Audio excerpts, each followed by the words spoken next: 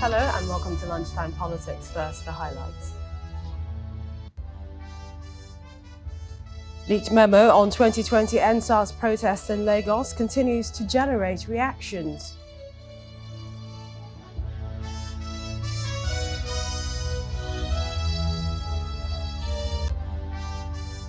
INEC meets accredited elections observer groups and civil society organizations as part of its 2023 election series.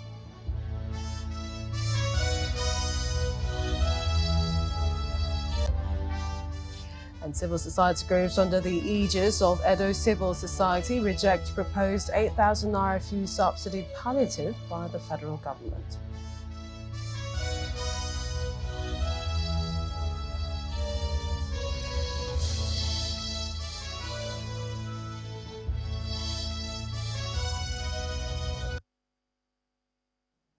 Welcome to the program. I'm Melissa Walker in Lagos. Well, let's begin in the nation's capital, Abuja, where the Independent National Electoral Commission, INEC, is continuing its series of meetings to review the 2023 general elections. This time, it is the Commission's engagement with accredited local elections observer groups and civil society organizations at the INEC headquarters in Abuja, chaired by Professor Mahmood Yakubu. And this is the first public meeting that the electoral umpire is having with members of the CSOs and local elections observer groups since the conclusion of the 2023 general elections. While the meeting, amongst other things, is to review the general elections, they're also expected to discuss preparations for the upcoming off-season governorship elections in Imo, Kogi, and Bayelsa states. We will bring you more details as we get them.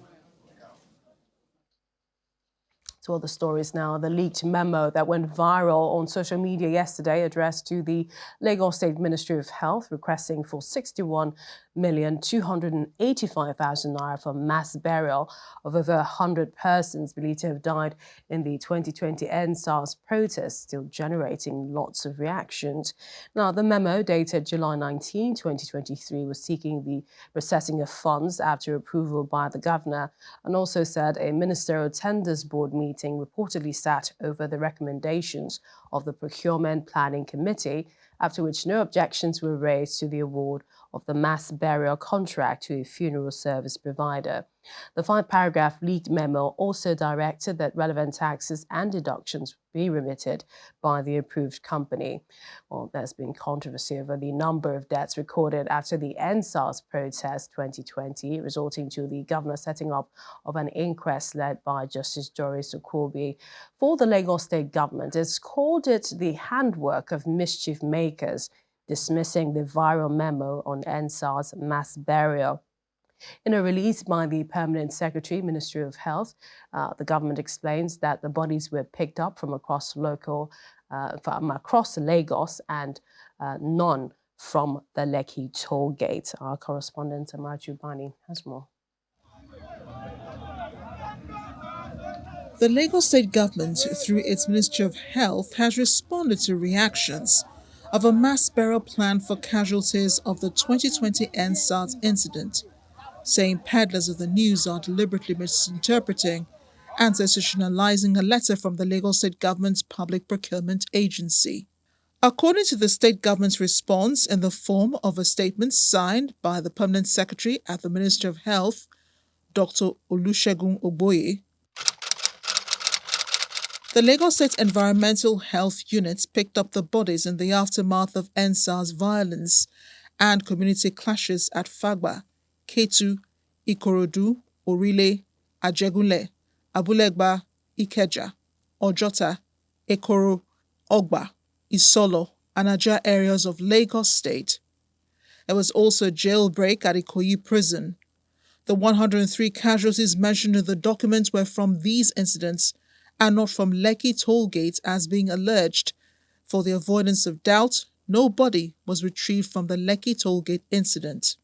In suit FHC/L/C, it said, contrary to the disingenuous narrative woven around the recently approved mass burial, the #EndSARS panel subpoenaed the Lagos State Chief Pathologist to produce full records of unclaimed bodies of dead deposited with State Central Morgue during the days immediately after preceding and following the event at Lekki Tollgate on October 10, 2020. According to the statement, the subpoena was at the request of lawyers who represented EndSARS protesters, and the chief pathologist complied. The permanent secretary said, "There was not a single finding in the report or ensuing white paper attributing the death of any named citizen listed in the autopsy to the Lekki incident." He said in the aftermath of the EndSARS violence, the Office of the Chief Coroner invited members of the public through public adverts and announcements, citing November 18, 2020 in the Punch newspaper and November 19, 2020 in This Day newspapers, who had lost loved ones or whose relatives had been declared missing between October 19 and 27th of 2020 from various clashes as mentioned, to contact the Department of Pathology and Forensic Medicine of the Lagos State University Teaching Hospital to help with the identification of casualties deposited in state-owned morgues, and relatives were to undergo DNA tests to identify purposes. According to the statement, after almost 3 years, the bodies remain unclaimed, adding to the congestion of the morgues. Thus spur the need to decongest the morgues, a procedure that follows very careful medical and legal guidelines in the event that a relative may still turn up to claim a lost relative years after the incident. On that note, the Lagos State government appealed to those it called rumour mongers to allow hapless families of the unclaimed loved ones deserved closure. Amarachi Ubani, Channels Television News. Well, in response, the lead counsel to the EndSARS petitioners, Mr. Adesina Ogulano, says the 61 million naira figure allegedly proposed for the mass burial of the 103 victims is unacceptable. Speaking on our Sunrise Daily program earlier today, Mr. Ogulano also says he doesn't believe that the 103 bodies were all recovered from the Lekki Tollgate region, but notes that it would be absurd to say there were no bodies recovered from that area at all. People saying that, oh, the 103 is proof that actually 103 people were killed at the Lekki toll gate. I think that's a very, very grave error, and I will not join anybody saying that. But to say that there was nobody recovered in the environment of that Lekki toll gate, of that incident of 2010, 2020, is completely wrong. And if we want to go beyond that, the people that are dead are dead. But what even now the government, the system of governance that we have in Lagos State, and by extension Nigeria, is showing that they are even profiting. You want to profit by cruel loss of life. How could you say that you have approved 61 million naira to bury 103 degraded bodies in a mass grave, people that are unidentified, people that nobody came up to claim and all that? I mean, that's horrendous. We have the leadership that is asking the poor, the masses, to sacrifice, and then you are running very expensive, bloated government. In this situation that we are, you are saying, let the people breathe, let the people breathe. How can people breathe when you are mismanaging, diverting it? I mean, how can you even give that out as a contract? They are giving it as a contract. When I read the thing, how can it be a contract? You don't have Ministry of Health, you don't have local governments, mass burial.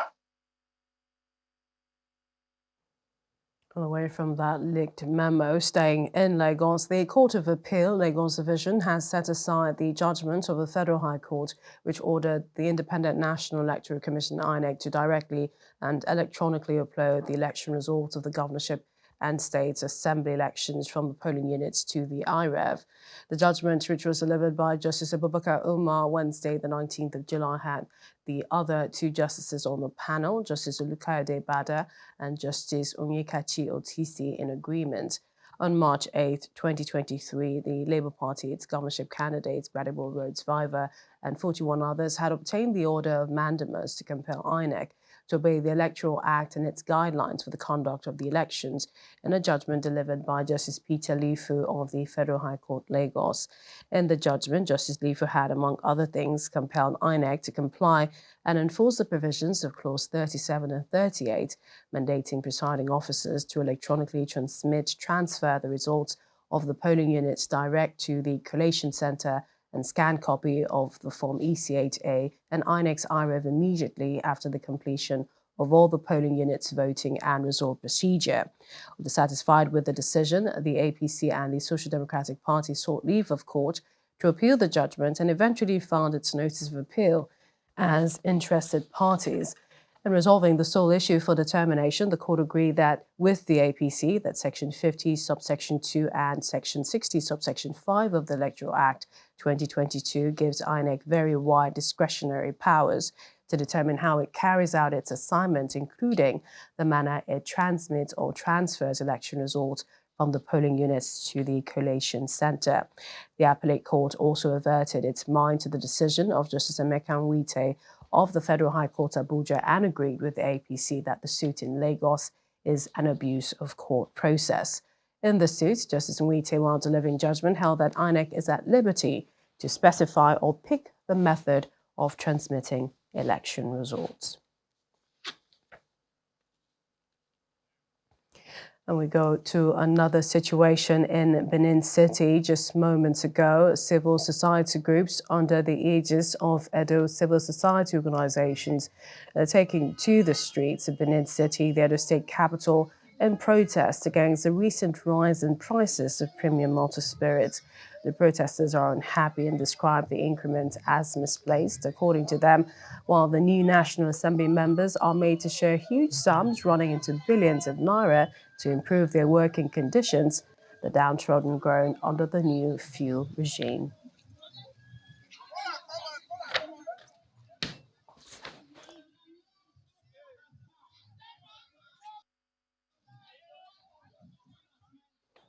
We'll stay on the subject. Since the president's announcement of the removal of fuel subsidy, there have been 2 increments in the price of petrol, which is causing hardship for citizens. Apart from the removal of subsidy, the Central Bank of Nigeria also announced the unification of all segments of the forex exchange market as part of efforts to engender transparency in the market and boost investors' confidence.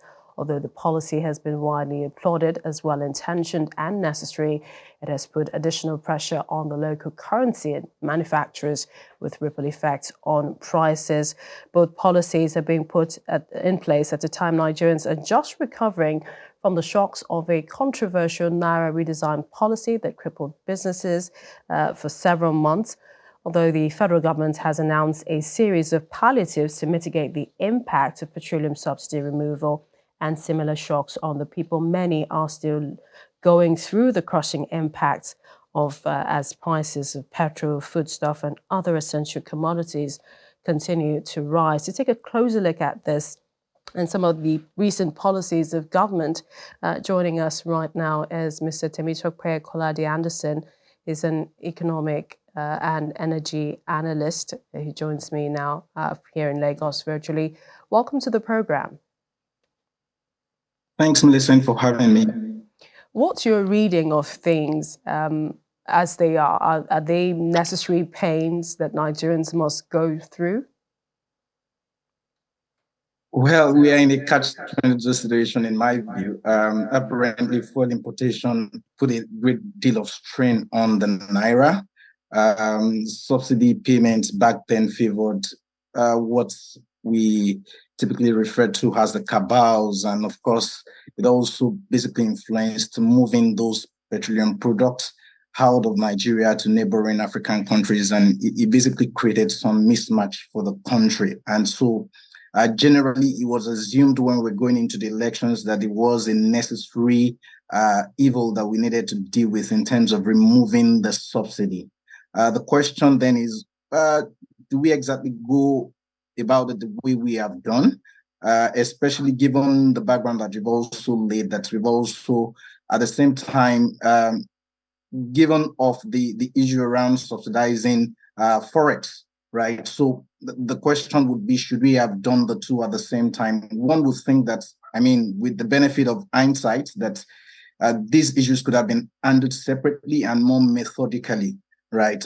And that's what I see, because going forward, because our refineries are not working, again, because the subsidy payments were really inflated back then, it was necessary for the subsidy to have been removed. But again, how exactly should we have handled it? Should we have faced it, for instance, take away subsidy first, or deal with the other one, the forex issue, the foreign exchange issues first, and then deal with the subsidy issues later, or deal with the part where it's inflated such that we allow for some efficiency in that regard? But I would think that it may be antithetical to now begin to think that we should go back to status quo and not find a way forward. In my view, I think the best solution is to then look forward and see what are the ways out for the government and for the people, because indeed it's inflicting a lot of pain on the generality of Nigerians. So you're saying antithetical to go back. We can't go back to paying fuel subsidy. But then the leadership of the federal and state governments, local governments, they say they're willing to rise up to the challenges, cost of living. Last week, the government came up with some ways, social welfare programs, establishment of a sort of infrastructure support fund for states to enable the 36 states FCT invest in transportation, agriculture, health, also power. But some see this as merely long-term measures and not the short-term to cushion the impact. Yeah, and you're very right. Apparently, when we're looking at solutions to what the issues are, I think we need to look at these from different faces. Number one is that there are fundamental issues. And the very first issue that we need to deal with as a country is that of revenue generation. We are short of revenue as a way currently in Nigeria, and how do we then deal with the issues? To engender public trust for the government, I think it's quite very important to look at issues around employment, to look at issues around prices, to look at issues around productivity and how these are impacted by the forced subsidy removal, and how we can then get industries to be working. How do we ensure that our monetary and fiscal policies ensure that we have the right sort of investment into the country and we have solutions to the problem? For instance, you'll be thinking around, if you're looking long term, for instance, the subsidy removal presents an opportunity. It's both a challenge and it presents the opportunity for us to look at the renewable sector, for instance, and look at how we could use what's been identified as the transition fuel, which is gas, as an alternative and develop that stream for us. But again, maybe the palliatives are necessary. And it's then very important, if you're going to put in the palliatives, to ensure that the palliatives are transparently administered and that they are sufficient enough, right? Maybe 8,000 naira, for instance, will not do it, will not cut it, given the cost of living, given the rise in cost of living and all of that. So again, we need to take a step back and take decisions that are pragmatic enough and that will solve the problem of the people, mid-term, medium term, and long term. And overall, I say that revenue is important in addressing these challenges. But again, can we not utilize whatever gains we've made from removing subsidy removal in just social welfare packages, and then we are back to ground zero? What, in terms of perhaps what we're seeing now and stakeholders just in Benin City, there's the civil society group that are protesting the hike in prices, and they're not quite happy also with the palliative measures being considered. How much can they be perhaps taken in this process, in this decision-making process, removing fuel subsidy removal and the palliatives? I completely understand the frustration of those who are protesting, and protests, I believe and I know that it's the constitutional right, but it must be done peacefully. It must be done such that the government also listens and reacts in the most practical manner. And the way to react to this for the government, in my view, is that the government must also check the cost of governance, right? It can't be a situation where we say, the generality of Nigerians take the heat, but we see things that show some sort of extravagance, for instance, by people in government. It's important that we demonstrate equity and efficiency in the way we handle this. And government then is to put itself in the shoes of every Nigerian that is feeling the real pinch of the issues that we have in Nigeria. And the way to do that would be to demonstrate, not just to say it, but to live it and show that indeed we are a part of this struggle, we are a part of those problems, and we are finding every possible means to get these issues resolved. And how do we do that? Maybe the National Assembly needs to take an introspection and see how much of the costs they are contributing to as it's the bottom line of the revenue for Nigeria, for instance. And of course, the executive and the judiciary, all of the government personnel need to look at what they need to do differently in terms of the cost of governance. That way, I believe that we would have a more peaceful environment where businesses are able to thrive, and then we see productivity and people are able to do their work, and we would have a prosperous country. Let me talk with Claudia Anderson, is an economic energy expert. Many thanks for joining us on the program. Thanks, Millicent, for having me.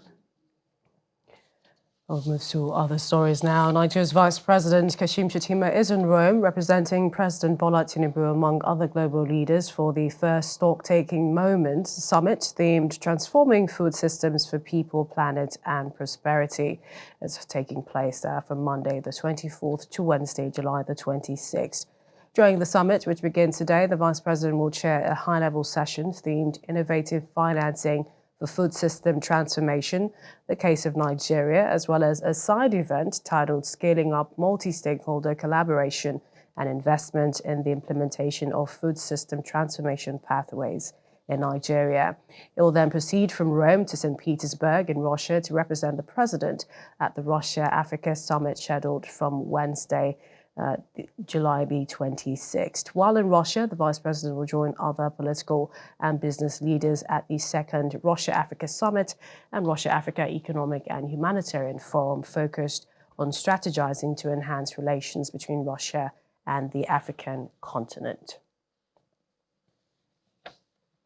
And as the saying goes, that there is no development without security, the Chief of Army Staff, Major General Tari Lagbaja, has reinstated the commitment of the Nigerian Army in combating criminals that have been terrorized in some communities of Mangu and other areas in Plateau State. He was in the area to flag off activities of troops under Operation Hakorin Damisa as part of the emergency response under the Joint Security Task Force.